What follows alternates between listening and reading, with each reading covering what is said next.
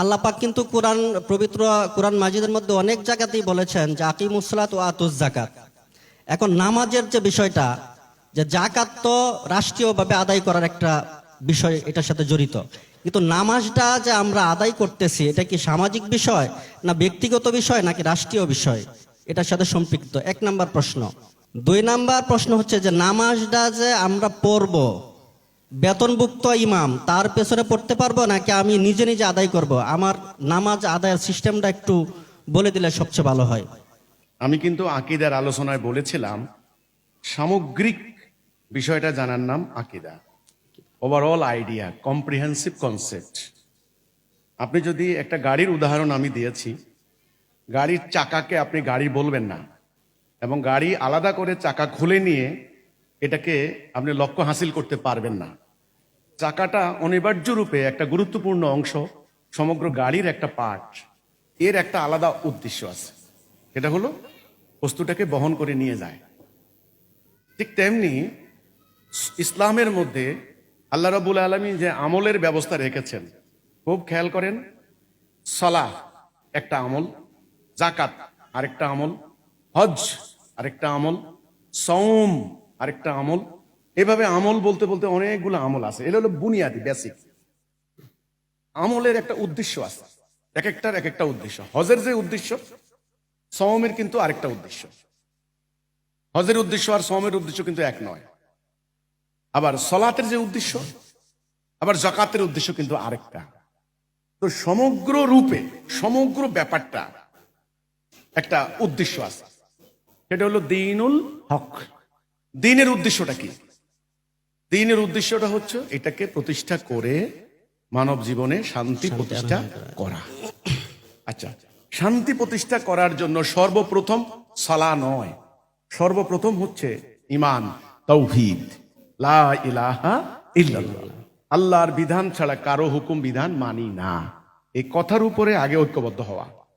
আচ্ছা, যখনই ঐক্যবদ্ধ হলো মোমেনরা আল্লাহর সবরিনটির উপরে, আল্লাহর উলুহিয়ার উপরে, আল্লাহর হুকুমতের উপরে, তখন এই মোমেন আল্লাহর দ্বীন প্রতিষ্ঠা করার জন্য তার চারিত্রিক গুণাবলী লাগবে, তার অ্যাট্রিবিউটস লাগবে। চারিত্রিক গুণাবলী, অ্যাট্রিবিউটস লাগবে।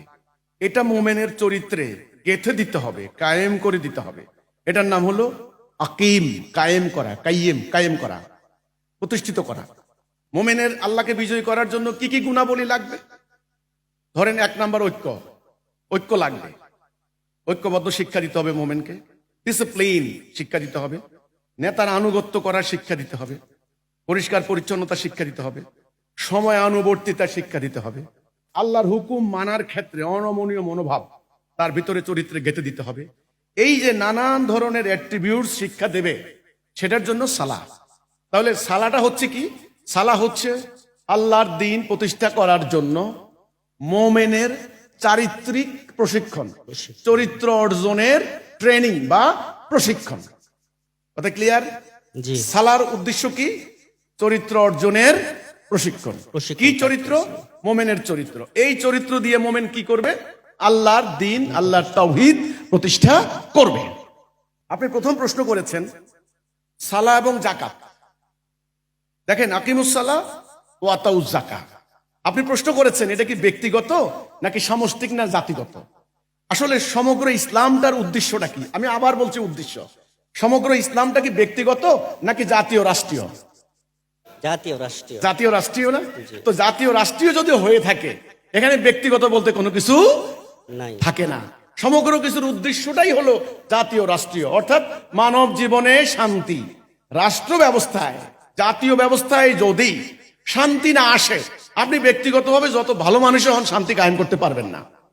এই জন্য নবী করিম সাল্লাল্লাহু আলাইহি সাল্লাম যেমন তিনি কেবল মানুষদেরকে সদুপদেশ দেননি, কেবল তিনি রাসূল হিসেবে রিসালাতের দাওয়াত দিয়েছেন, তেমনি তিনি রাষ্ট্রপ্রধান ছিলেন, তেমনি বিচারপতি ছিলেন, তেমনি সেনাবাহিনীর প্রধান ছিলেন, হেড অফ দ্য স্টেট তিনি ছিলেন।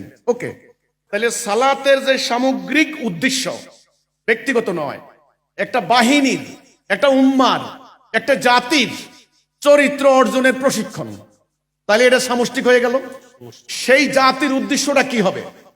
সেই জাতির উদ্দেশ্যটা হলো দুনিয়াতে ইবলিসকে পরাজিত করে আল্লাহকে বিজয়ী করা। কথা ক্লিয়ার? জি এই জন্যে 5 ওয়াক্ত নামাজের সবচাইতে গুরুত্বপূর্ণ হলো জামাতে শামিল হওয়া, আপনি জানেন। জি, আর জি। জামাত মানি হলো একজন ইমাম থাকবেন, ইমামের আদেশে আপনাকে উঠবস করতে হবে। তাহলে এটা ব্যক্তিগত নয়, এটা জাতিগত সামষ্টিক। আর জাকাতের যে কথাটা আসছে, ইসলামী রাষ্ট্র ব্যবস্থা ছাড়া আসলে জাকাত আদায় করার মতো কর্তৃপক্ষ থাকে না, এটা নাই। এজন্য আকিমুস সালাহ আকিমুদ্দিন দুটো একেবারেই একসাথে লাগালাগি। আপনাকে সালাও কায়েম করতে হবে, দিনও কায়েম করতে হবে। তখন আপনি জাকাতও আদায় করতে পারবেন, অর্থনৈতিক সুবিচার কায়েম করতে পারবেন, কোর্ট কাছারিতে আল্লাহ দেওয়া বিচার ফায়সালাও করতে পারবেন। যেমন চোরের শাস্তি হাত কাটিয়ে দেওয়া। এখন যদি আপনি বলেন না, ওরে বাপ রে বাপ, এটা তো মারাত্মক অমানবিক কারবার, হ্যাঁ, আধুনিক যুগে হাত কাটিয়ে দেওয়ার কোনো সিস্টেম রাখা ঠিক না। তো ঠিক আছে, আপনি আল্লাহর এই হুকুমটা মানলেন না, এই জন্যই তো এখন 40,000 কোটি টাকা চুরি করে নিয়ে যাচ্ছে। জি জি যদি আল্লাহর হুকুম কায়েম হইতো, এই টাকা চুরি করতে পারতো না। তাহলে সালাতা ব্যক্তিগত নয়, এটা কি সামষ্টিক, জাতিগত, জাতীয়ভাবে ইসলাম প্রতিষ্ঠা করার প্রশিক্ষণ। তারপরে আপনি প্রশ্ন করলেন, আপনি যে ঈমান আনলেন হিজবুত তাওহীদে, আপনি যে আসলেন, এখন আপনি কিভাবে সালাহ করবেন? আপনি নিশ্চয়ই একটা কথা জানেন, সূরা ইয়াসিনের 21 নম্বর আয়াত, মোস্ট ইম্পর্টেন্ট। জি আল্লাহ বললেন, আনুগত্য করো তাদের, ইত্তাবিউ মাল্লা ইয়াসালুকুম আজরাও ওয়া হুম মুহতাদুন। ইত্তেবা করো তাদের যারা কোনো বিনিময় নেয় না এবং যারা নিজেরা হেদায়েতের মধ্যে আছে।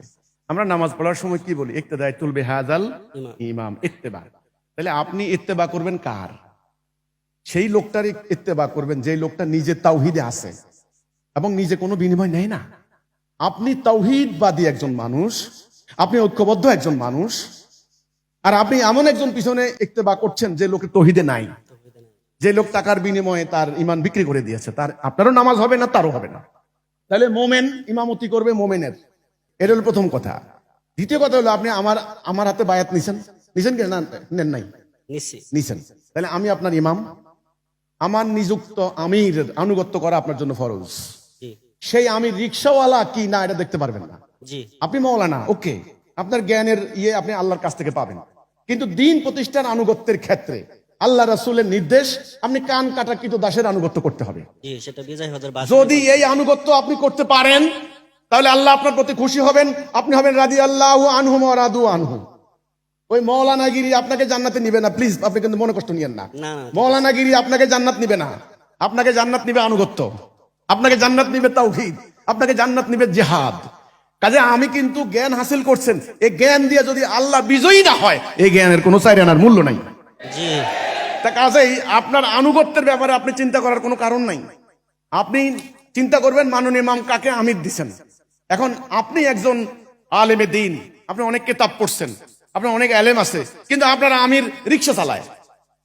এখন আল্লাহ দেখবেন এর ভিতরে অহংকারটা কতখানি। এবার দেখি এই যে ব্যাপারটা দেখেন,